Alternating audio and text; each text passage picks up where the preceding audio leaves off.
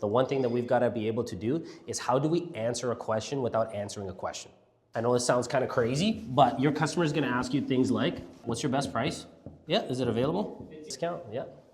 Okay, so you go to not answering the guy's question, but part of what you're telling him is the vehicle might be sold, which is not really what a customer wants to hear. No.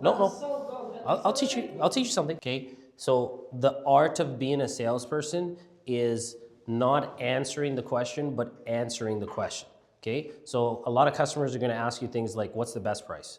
They want the best price on the car that they haven't seen, they haven't driven, they don't even know what it's like, they haven't come to the store. Some of them haven't even driven a Hyundai before, they haven't even driven a Mercedes before, but they just want to know what the best price is. Let's assume you give them the best price. What are they going to say? Okay, I'm not going to buy the car, let me come to the store, let me actually drive it. Then when they drive it, they're like, hey, it actually gets a crack on the windshield, so why don't you discount it a bit further? That's what's going to happen when you do all of that stuff, right? Same thing with, hey, is this car available? If you answer that question immediately, hey, the car's available, yes.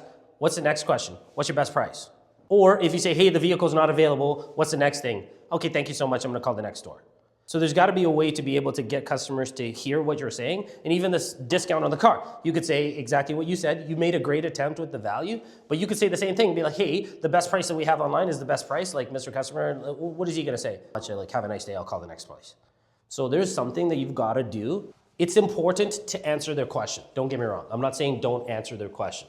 But what's more important than answering the question is to make sure the customer feels heard and appreciated before you answer their question.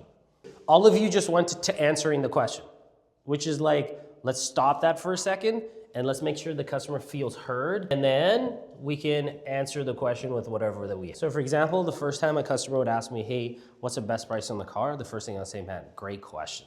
And I get that asked every day. Every customer that wants to buy a vehicle always wants to make sure that they got the best price. And I'm so happy that you answered that question, because that's gonna be the easiest part of my job.